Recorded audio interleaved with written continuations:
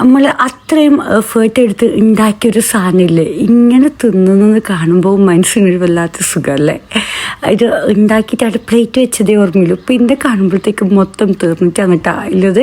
അപ്പോൾ ഇതെന്താണല്ലോ സംഭവം, കുറച്ച് ചിക്കനിലേക്ക് ഒരു മുട്ടയും കുറച്ച് കുരുമുളക് പൊടിയും മഞ്ഞൾപ്പൊടിയും ആവശ്യത്തിന് ഉപ്പും പിന്നെ ഒരു ഫ്ലേവറിന് വേണ്ടിയിട്ട് ചിക്കൻ മസാല പൗഡറും കൂടി ഇട്ടിട്ട് നല്ലോണം ഒന്നിങ്ങനെ മിക്സ് ആക്കി എടുക്കുക. ചിക്കൻ അവിടെ റെസ്റ്റ് ചെയ്യാൻ വേണ്ടി വെച്ചിന് ഇനി ആ ഒരു ടൈം ഉണ്ടല്ലോ നമുക്ക് കുറച്ച് ഫ്രഞ്ച് ഫ്രൈസ് റെഡിയാക്കി എടുക്കണം. അപ്പോൾ ഇതെല്ലാം ഓൾറെഡി സെറ്റാക്കി വെച്ചിന് ഇനി ഒന്ന് ഫ്രൈ ആക്കി എടുക്കുക.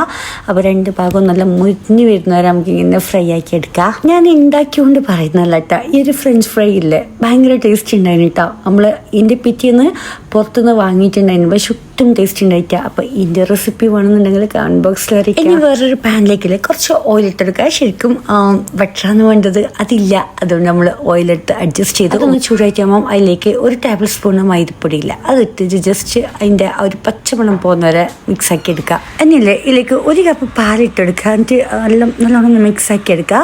ഈ ഒരു ടൈമിൽ ഇതിലേക്ക് വേണ്ടത്ര ഉപ്പും പെപ്പർ പൊടിയും പിന്നെ ചില്ലി ഫ്ലേക്സും കാര്യങ്ങളെല്ലാം ഇട്ടെടുക്കുക. നിങ്ങളെ കയ്യിലുണ്ടെങ്കിൽ കുറച്ച് ചീസും ഇട്ടെടുക്കുക. കണ്ട ചീസിൽ ഇങ്ങനെ വലിഞ്ഞു പോകുന്നത്, അപ്പോൾ ചീസ് ഇട്ടെടുക്കാൻ പ്രത്യേകം ശ്രദ്ധിക്കുക. പിന്നെ കുറച്ച് ചില്ലി ഫ്ലേക്സ് ഇട്ടെടുക്കുക. അപ്പോൾ നമ്മളെ വൈറ്റ് സോസ് ഇട്ട് റെഡി.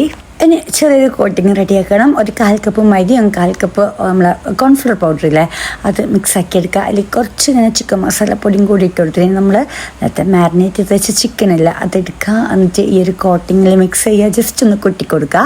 എന്നിട്ട് നല്ല ചൂടുള്ള എണ്ണയിലിട്ടിട്ട് ഫ്രൈ ആക്കി എടുക്കുക. അങ്ങനെ നമ്മൾ ചിക്കൻ ഇടം മൊരിഞ്ഞ് വന്നിട്ടാ. എന്നിട്ട് ഈ ഒരു ചിക്കന് ചെറിയ പീസസ് ആയിട്ട് കട്ട് ചെയ്തെടുക്കുക. അപ്പോൾ ഇത് സംഭവം സെറ്റായി. ഇനി ഇതെല്ലാം ഒന്ന് ലെയർ ചെയ്തെടുക്കണം. അപ്പോൾ ഇതേപോലത്തെ ഒരു പ്ലേറ്റിലേക്ക് ആദ്യം ഫ്രഞ്ച് ഫ്രൈസ് ഇട്ടെടുക്കുക. ഇനി അതിന് മുകളിലേക്ക് നമ്മൾ റെഡിയാക്കിയ വൈറ്റ് സോസ് ഇല്ലേ അതിങ്ങനെ ഇട്ടെടുക്കുക. അതിന് മുകളിലേക്ക് ചിക്കൻ ഇങ്ങനെ നിരത്തി കൊടുക്കുക. പിന്നെ മയോണൈസ് ഉണ്ടാക്കിയിട്ടുണ്ടായിന് അത് ഇതേപോലെ അതിൽ കുറച്ച് കെച്ചപ്പും ഇട്ട് കൊടുത്തിന്.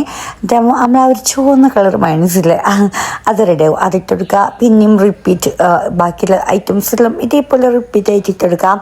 ഫൈനലി കുറച്ച് ചില്ലി ഫ്ലേക്സും പിന്നെ ചീസെല്ലാം ഉണ്ടെങ്കിൽ അതും ഇട്ടെടുക്കുക. ചീസ് ഇടുന്നുണ്ടെങ്കിൽ പ്രത്യേകം നിങ്ങൾ ഓവനിൽ വെച്ചിട്ട് ജസ്റ്റ് ഒന്ന് മെൽറ്റ് ചെയ്യിപ്പിക്കണം. അപ്പോൾ ഇത്രയാണ് കേട്ടോ സംഭവം അടിപൊളി.